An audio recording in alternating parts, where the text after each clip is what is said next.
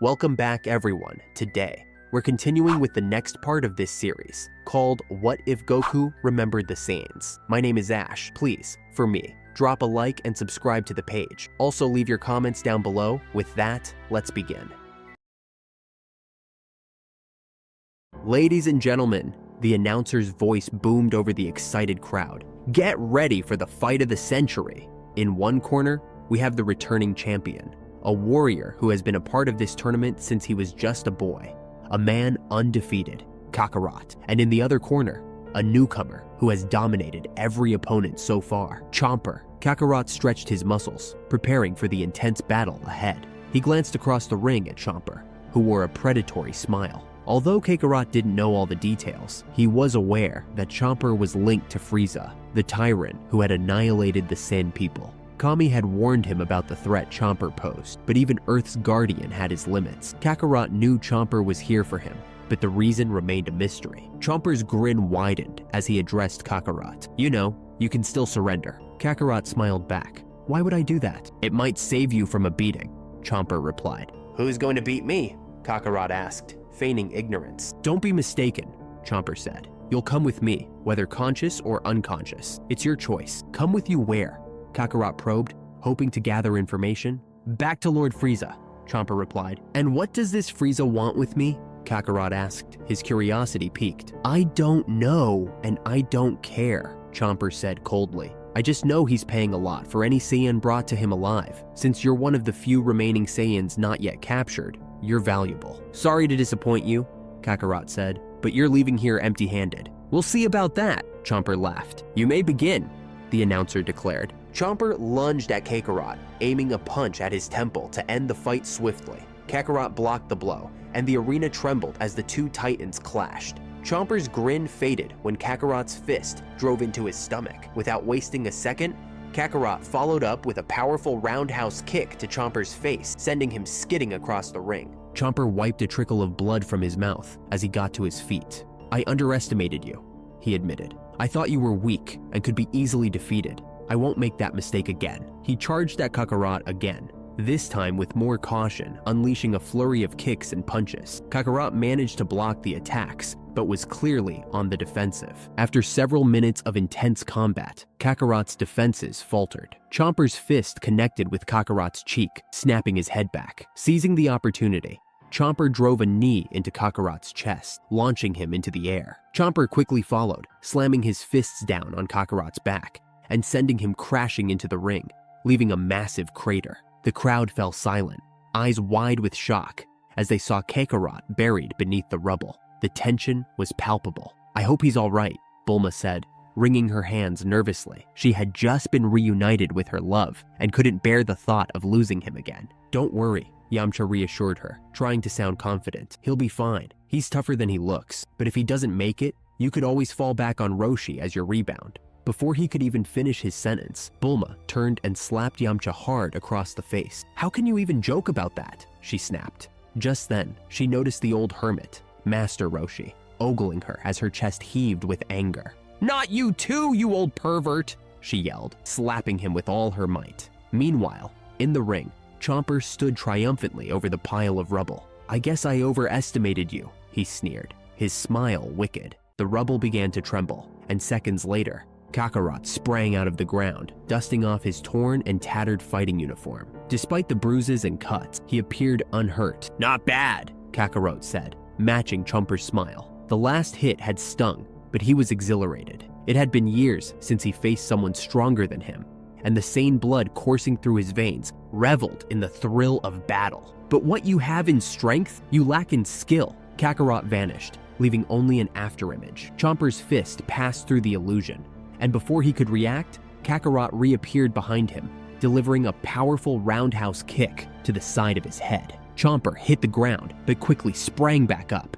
charging at Kakarot with a flurry of punches and kicks. Kakarot blocked most of the blows, but a few landed, each strike pushing him to strategize. He needed to end this fight quickly. With a determined look, he shot into the sky. Let's see how well he fights in the air, Kakarot thought. Chomper followed, continuing his relentless assault. Kakarot dodged a punch aimed at his face, grinning as he noticed Chomper's attacks becoming sloppier. Flying and fighting at the same time were dividing his concentration. Kakarot saw an opening and phased out of sight again, leaving another afterimage. Chomper, not to be fooled a second time, turned to punch Kakarot in the stomach, but his fist met only another afterimage. Frustrated, the crocodilian fighter scanned the area for his opponent. He finally spotted Kakarot below in the ring, hands cupped at his side. "Kamehameha!"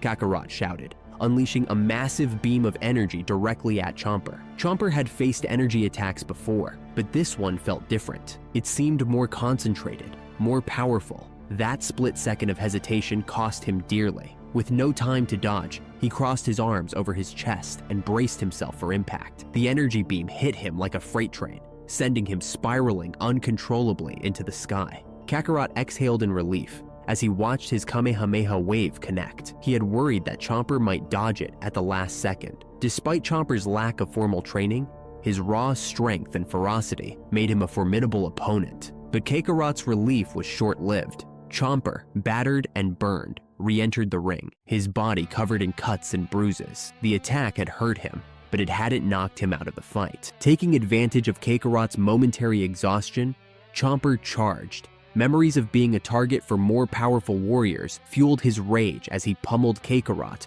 with a relentless barrage of blows. Each punch and kick landed with devastating force, sending shockwaves through the arena. Chomper finished his onslaught with several energy blasts, each one exploding against Kakarot's body and causing him even more pain. Seizing the upper hand, Chomper drove his elbow into Kakarot's head, sending him crashing into the tile floor with bone-crushing force. Struggling, Kakarot rose to his feet, bloodied, bruised, and burnt, his clothes in tatters. He still looked determined. With a roar, he charged at Chomper, abandoning strategy for a full frontal assault. Kicks and punches flew, but Chomper blocked them with ease, countering with powerful blows of his own.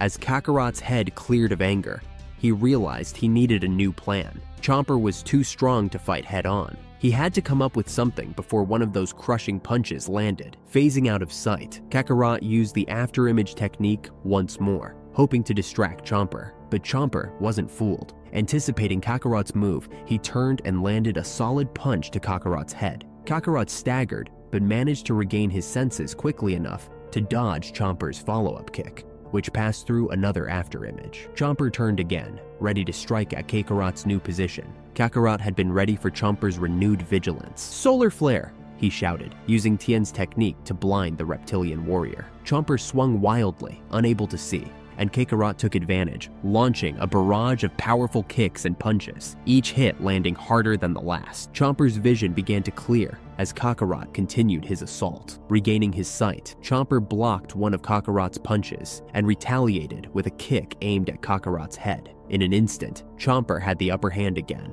pushing Kakarot back on the defensive. "You can't win," Chomper taunted as he pummeled Kakarot. "You monkeys are too weak to stand against Frieza's army. That's why you all died out," Kakarot growled, refusing to be defeated so easily. He considered using the moonball technique he had studied from his father's data, but he dismissed the idea almost immediately. Although he had gained some control over his Uzaru form, it wasn't enough to ensure he wouldn't hurt the spectators, especially with Bulma in the stands. He couldn't put her at risk just to win a fight. Besides, relying on a transformation in a one-on-one battle felt dishonorable. Chomper's fist connected with Kakarot's face, snapping him back to reality. Kakarot reeled, but quickly regained his footing. He could see that Chomper was starting to tire as well. Chomper launched another kick, but it passed through another afterimage. "Not this trick again," Chomper grumbled, turning to strike. But the attack was a feint, and Chomper's fist swung through yet another afterimage. Kakarot floated about 30 feet away,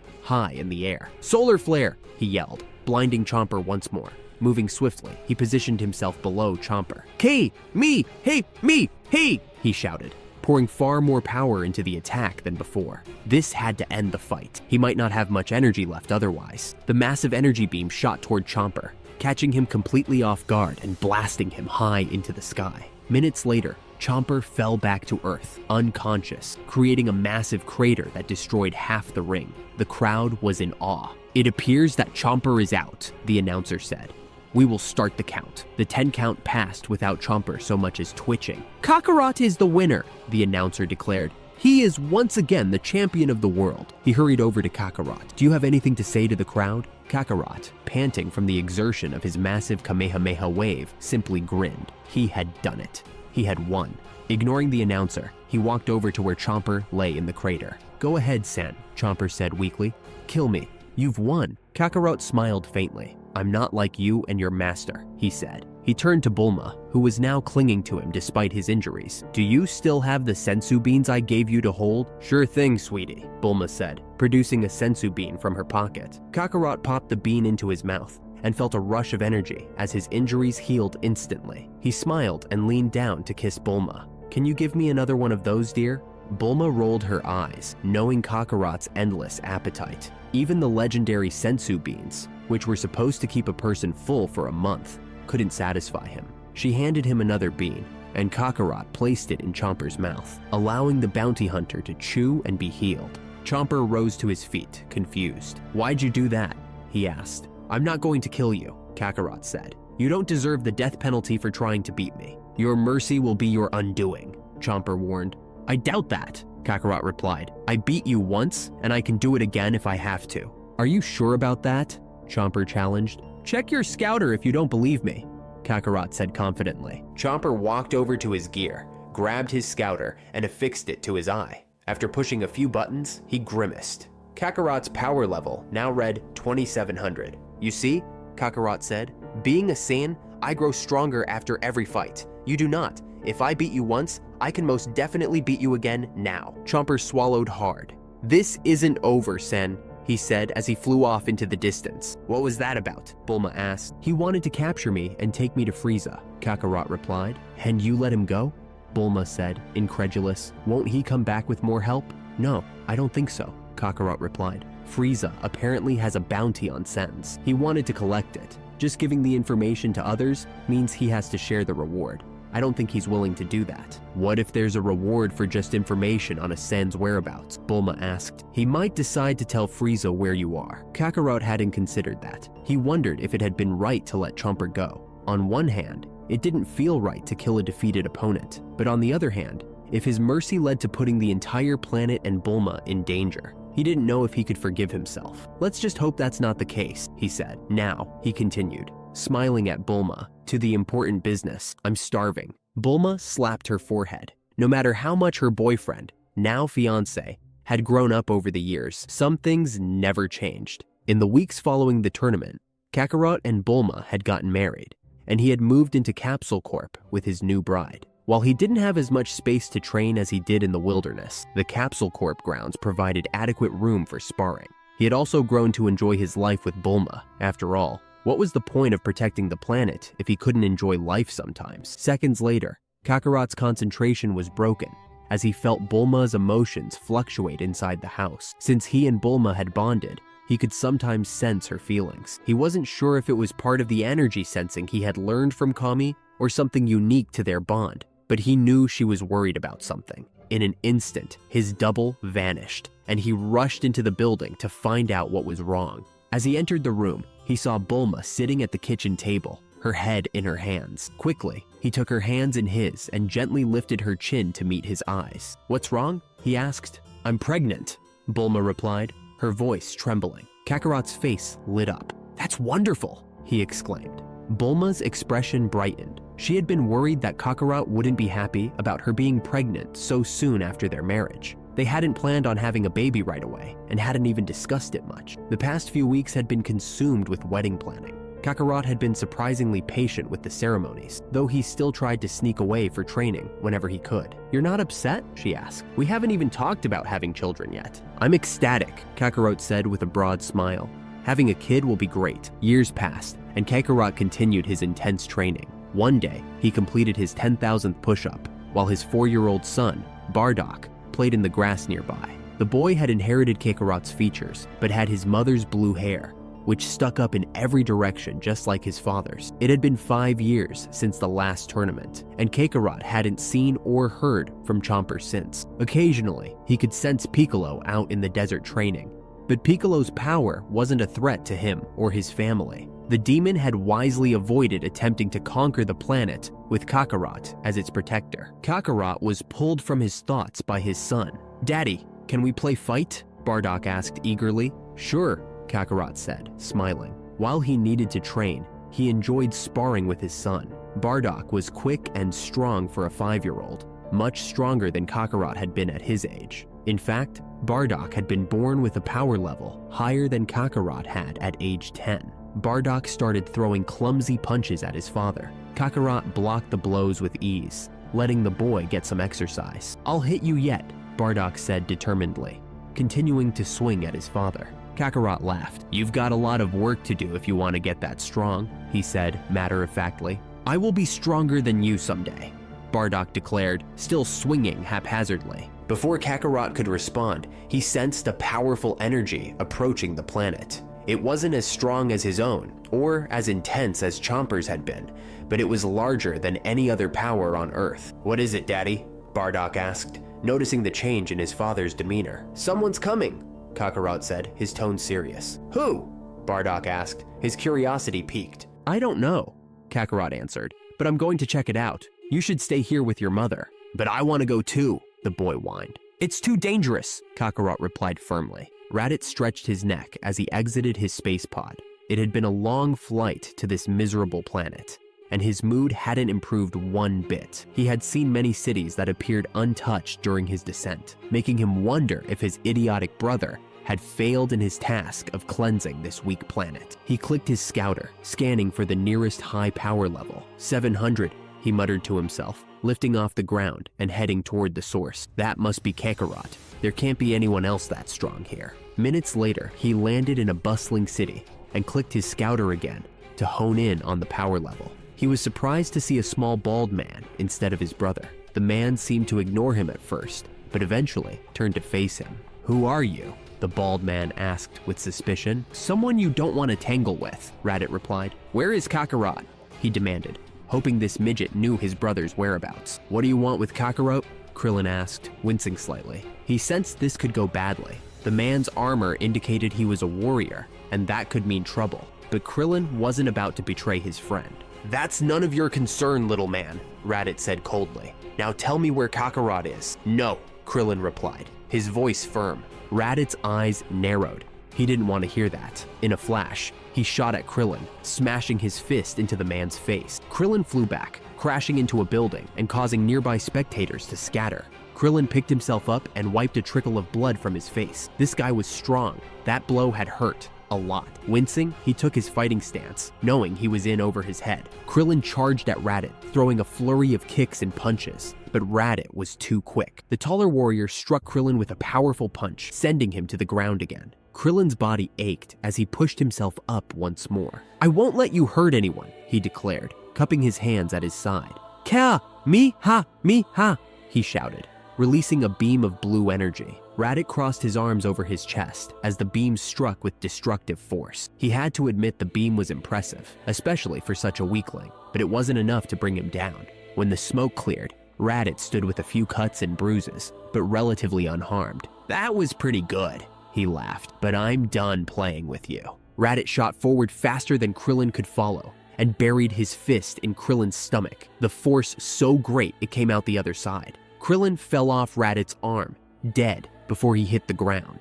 "Now to find Kakarot," Raditz said, turning to fly off. "I'm right here," Kakarot said, landing behind Raditz. Raditz turned, a smirk forming on his face. "So you finally show up, brother," he said, his voice dripping with contempt. Kakarot's eyes narrowed as he looked at Krillin's lifeless body. "Why did you kill him?" he asked, his voice low and controlled. "He got in my way," Raditz replied dismissively. "Now, are you going to come quietly, or do I have to drag you to Lord Frieza myself?" Kakarot clenched his fist. "I'm not going anywhere with you," he said firmly. "And if you think you can force me, you're in for a surprise." Raditz laughed. "We'll see about that, little brother. We'll see." Raditz spun around, astonished that someone could sneak up on him without his scouter picking it up. He tapped the device. 50, he muttered, reading the number. "How are you so pathetically weak? You're a Saiyan, and you're even weaker than the one I just eliminated." "Why did you kill him?" Kakarot asked, ignoring the rant about his power level. "He was weak," Raditz said bluntly. I'm here to finish what you were supposed to do.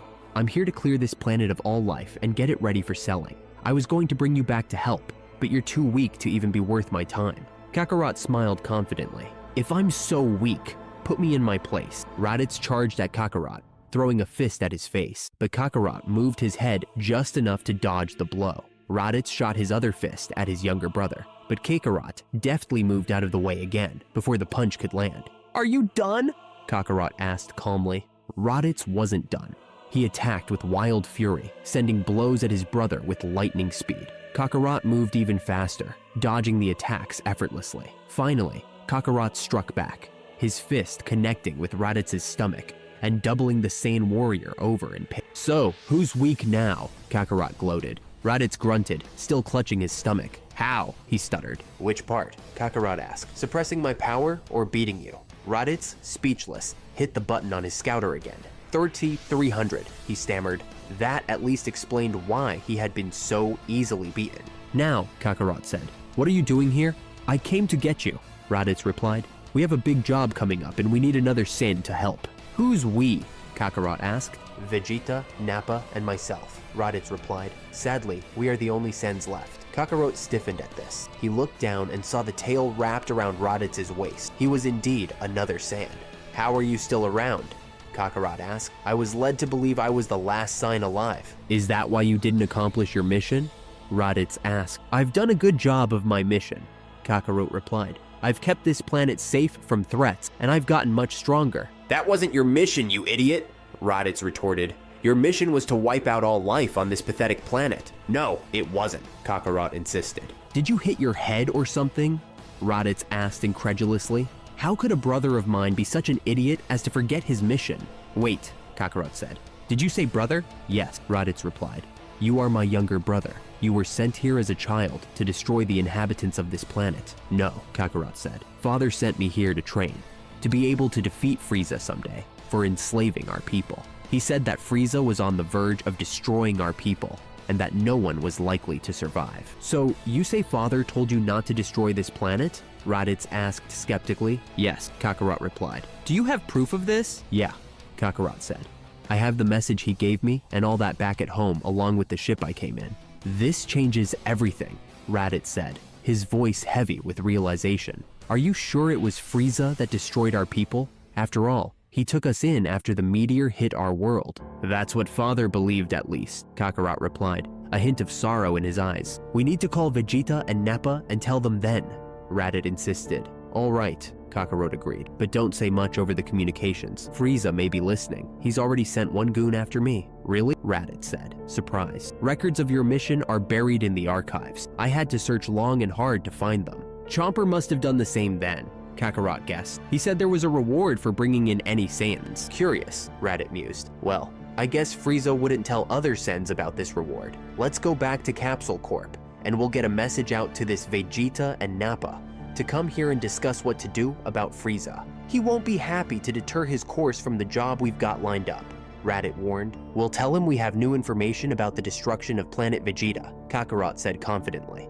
That should get his attention. True, Raditz conceded, then added with a hint of regret. Sorry about your friend, by the way. It's okay, Kakarot said, a small smile playing on his lips. We'll just wish him back with the Dragon Balls. Dragon Balls? Raditz asked, intrigued. They allow you to make anyone wish, Kakarot explained. We could use them to wish for immortality, Raditz suggested, his eyes gleaming with ambition.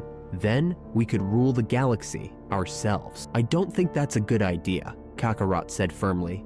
It just doesn't seem right to replace one tyrant with another. You may be right, brother, Raditz conceded, but you'll have a hard time convincing Vegeta of that. If it comes to it, I'll stop him myself, Kakarot declared, determination in his voice. You have no idea how strong he is, Raditz cautioned. He's easily 4 times as strong as you or more. Then we'll train to make sure we have some more leverage in the conversation, Kakarot said, his resolve unwavering. Now, let's gather the Dragon Balls so we can wish Krillin back. Wait, a voice echoed in Kakarot's head. I've talked to King Kai on Krillin's behalf, and he has been allowed to train in Otherworld. So, I want you to wait a year before wishing him back. All right, Kami, Kakarot thought back to the Guardian. We'll wait a year. He turned to Raditz. Let's go back to Capsule Corp. he said. We'll get the strongest fighters on the planet together and send a message to Vegeta and Nappa. Then, we'll make a plan. Several hours later, after gathering all the Z fighters at Capsule Corp and filling them in on the situation, Kakarot and Raditz sent a message to Vegeta and Nappa. They should be here in a year, Raditz said. Even with all the warriors here, and I'll admit, there are a lot of them, we wouldn't stand much of a chance against Vegeta and Nappa, let alone Frieza. Well, there is one more warrior I'm going to try and recruit to our cause, Kakarot said. He's one of the strongest on this planet anyway, but he doesn't play well with others. Who's that? Raditz asked. Piccolo, Kakarot replied. Meanwhile, Chomper looked up from his monitor and grinned. He had been monitoring any communications from Earth for the last 5 years, keeping tabs on the Saiyans down there. It had been quiet the whole time until today. He read the message one more time. Vegeta, something very important has come up. I need you and Nappa to meet me on Earth as soon as possible. I can't say too much more, because we don't know who may be listening. But trust me, it is vital that you come immediately. Raditz. Chomper pondered the message. This wasn't good. Apparently, another Sen had landed on Earth. Raditz wasn't too much of a threat, but he still didn't know how strong Kakarot had become in the last 5 years. And now, Vegeta and Nappa were on their way to Earth as well. This was definitely news that Frieza would want to know about. He'd love to go down there and bring in the Sand conspirators along with the message, but he knew after his battle with Kakarot, he would be hard-pressed to win a confrontation with only Kakarot. It would be nearly impossible if it were 2 against 1. And Frieza would want all the conspirators, not just the 2. He had to get help on this one. This better be worth it, or you will be blown to oblivion. Vegeta. Kakarot read the message that had come to Raditz in response to the one he had sent to Vegeta. He doesn't sound too happy, he commented. That's Vegeta, Raditz said. I hope you're convincing when he gets here, because Vegeta may well kill everyone on this planet of yours, including us, if he feels you wasted his time. We'll just have to be strong enough to prevent that if it happens, Kakarot said. I don't think you realize how strong Vegeta is, Raditz said. He could destroy you without even a thought. That's why we're training, Kakarot said, determination in his voice. Yamcha tied his sash around his fighting uniform and headed out the door. Where are you going, honey? A voice asked from the bedroom. Minutes later, Chi-Chi came through the doorway with a blanket wrapped around her. I have to go train, babe, Yamcha replied. Something big is up. What's going on? Chi-Chi asked, concern in her voice. It's a long story, Yamcha said, but there's some company coming in a year, and they are really strong.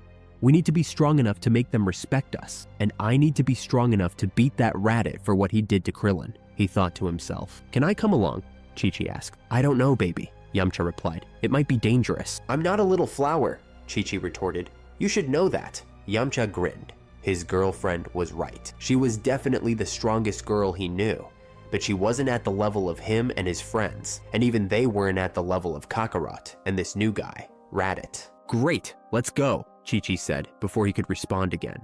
Let's get to training, Raditz said, putting on his armor. Kakarot walked out of the bedroom in his usual fighting uniform. I'll be ready in a few minutes, he said, slipping on a wristband. A few seconds later, Bulma followed him out of the room, dressed in one of Kakarot's t-shirts with her legs sticking out the bottom. Oh, I didn't know Raditz was up yet, she said, noticing the other Sen. She had been surprised when her husband had come back with his brother in tow, but the older Sen had been surprisingly polite to her. She turned back to Kakarot. Are you taking Bardock with you? She asked. Bardock? Raditz asked, confused. Our son, Bulma answered. As if on cue, Bardock ran in and tackled his father, leaping up into his arms. Can I come with you, Daddy? He asked. Kakarot grinned. Sure, he said, but you have to be good. We're going to be doing some hard training. He turned to look at his brother and then back to his son. Bardock, I'd like you to meet your Uncle Raditz. Bardock leapt from his father's arms into his uncle's arms. After all, if his father trusted him and called him his uncle, he must be okay. Raditz squirmed, unused to having a child react like that to him. He was used to people running from him in terror, not hugging him. Krillin looked at the long path before him. Kami had told him that at the end of the winding snake was King Kai's place. He had also said that he could feel that there would be a threat coming to Earth soon, and that he had arranged to have him train with King Kai for a year before he would be wished back with the Dragon Balls. The monk shrugged. Well, no time like the present, he thought, as he took off running down the path. And that's it for today's episode, guys. If you watched to the end, then that could be an indication that you enjoy the series. So please leave a like on the video. Thank you and take care.